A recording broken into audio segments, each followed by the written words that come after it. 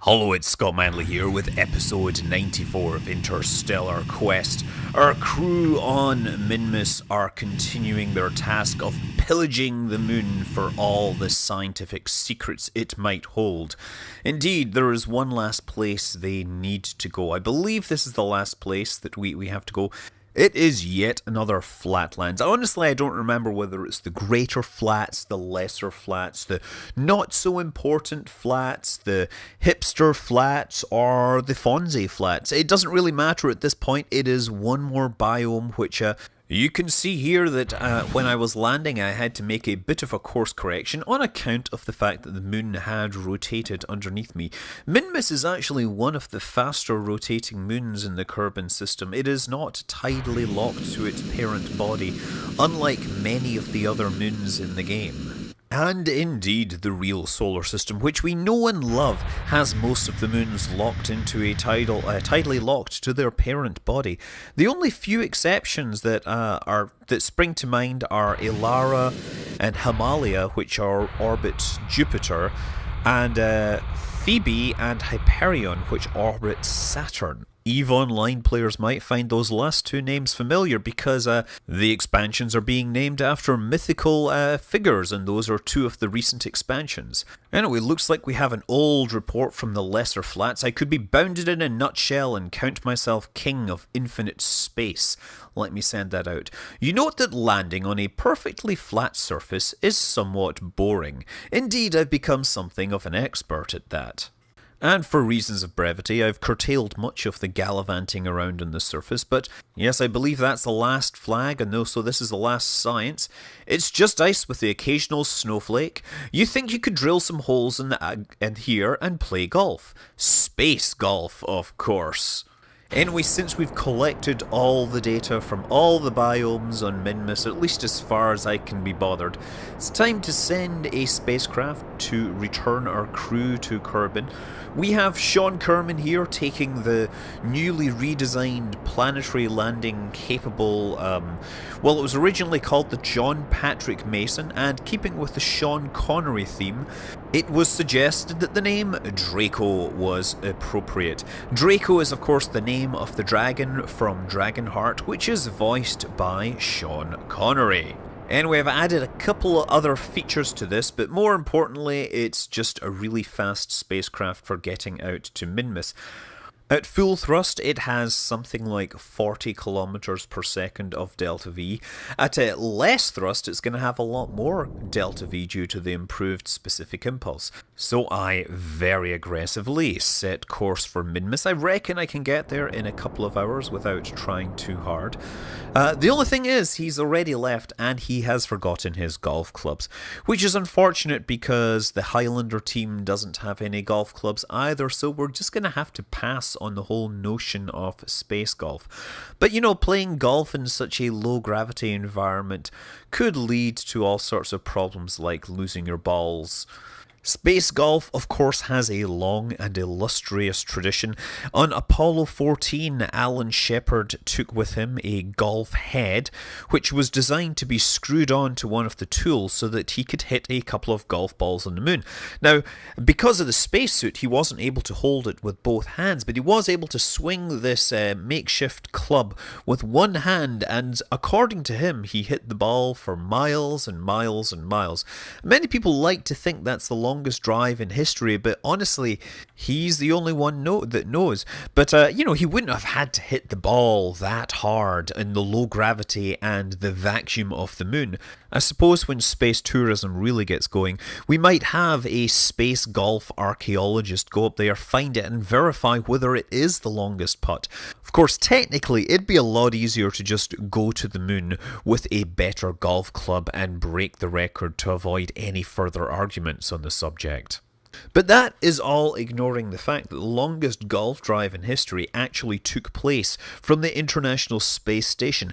Expedition 14, there was a promotional publicity stunt for a golf company in which an astronaut hit a golf ball from the edge of the space station, and since it went into orbit and stayed in orbit, presumably for some time before coming back to Earth, it by definition became the longest golf drive in history. Again, the astronaut in question was forced to hit the ball with a club held in just one hand because of the bulky spacesuit. Anyway, Sean had made it to Minmus in about 2 hours 10 minutes. Unfortunately, he started firing his engines a little late because he actually had to cross into the sphere of influence of Minmus, and I missed it for that reason. Regardless, of course, at full thrust he was able to put the thing into orbit. The only thing is, the time to periapse is going to be like 5 hours, so doing the usual thing of letting gravity bring you down isn't necessarily going to be the fastest when you have a ship which has such a staggering amounts of delta V available to it. So instead, we point the spacecraft at Minmus and we start thrusting downwards until the time to periapse gets down to a reasonable value so that we consider landing. It puts us back on a hyperbolic trajectory, but at least it's a hyperbolic trajectory back in the right direction.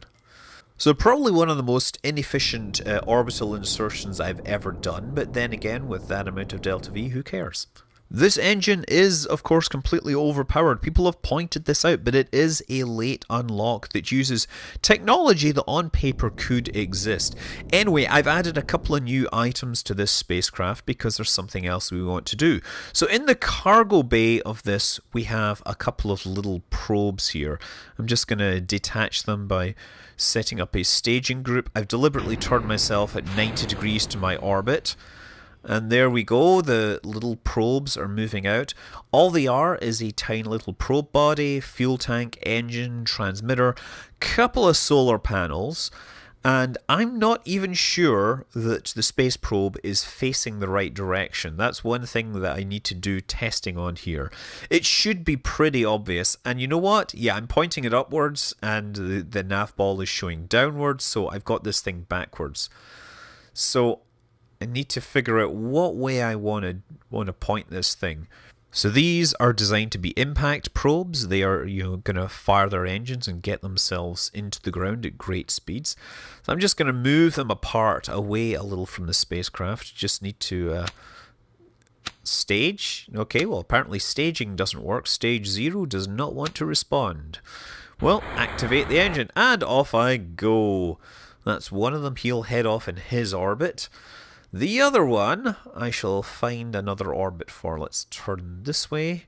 That is going forwards in the orbit, so it'll lift it up to a slightly higher orbit. And we'll turn this way and then fire the engine along there.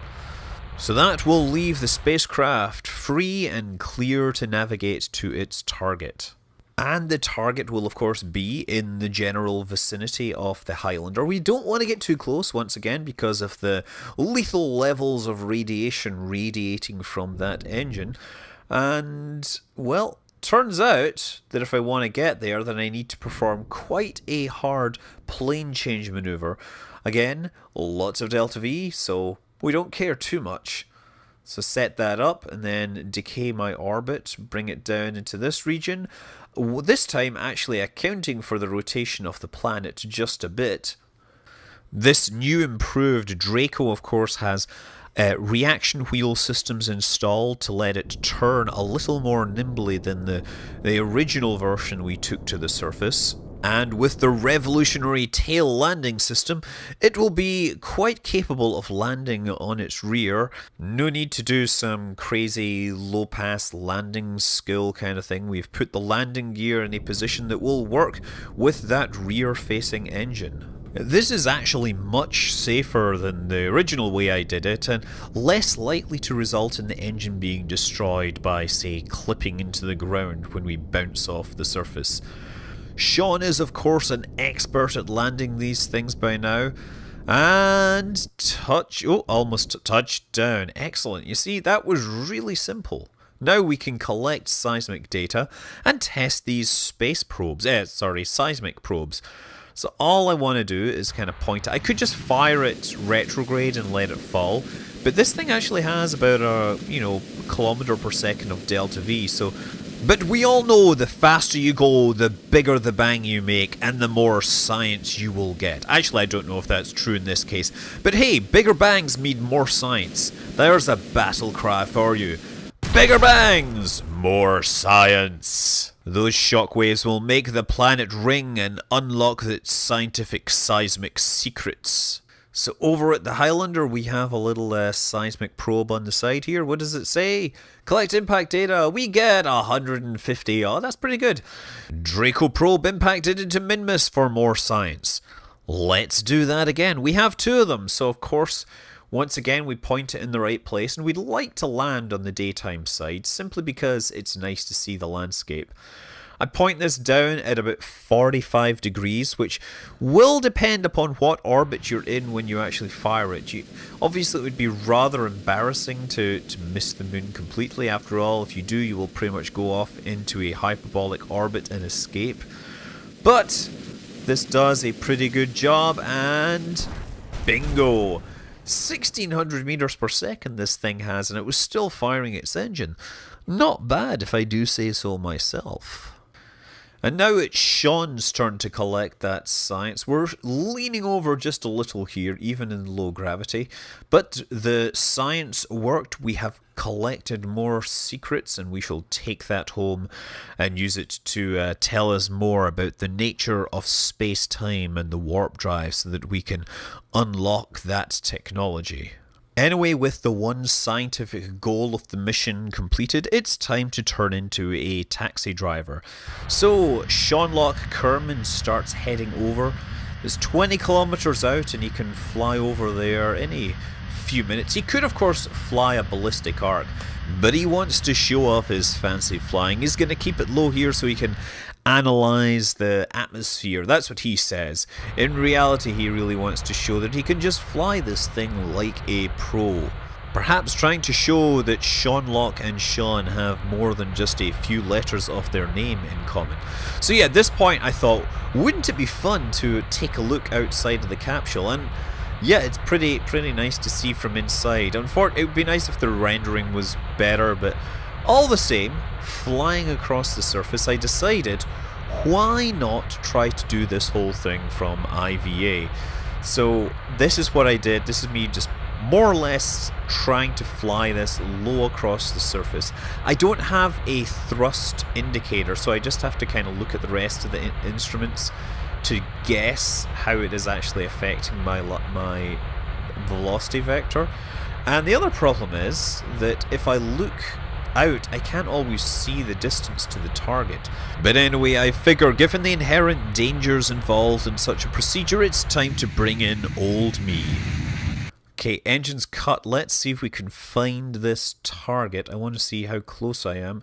Oh, there it is there. Wow, I've actually come within about 500 meters. Now I just need to get myself a little bit closer.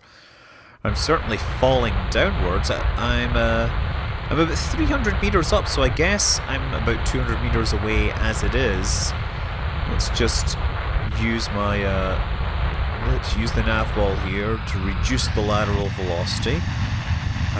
Horizontal speed is 10.987654, slowing down quite a bit, down to less than 1 meter per second, and we practically stopped here in terms of vertical and horizontal speed.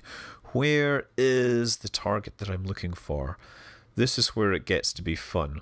Horizontal speed is holding steady at 30 millimeters per second. But I think... Okay, I need to find this target again to figure out if I'm facing the right way.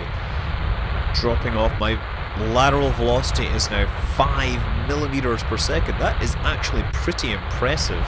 That's about 2 inches per second for those of you that don't speak metric. Oh, and there is the Draco. Wow. This is quite shockingly close considering how that I've just been flying this in IVA mode with very little in the way of instrumentation. I don't have any...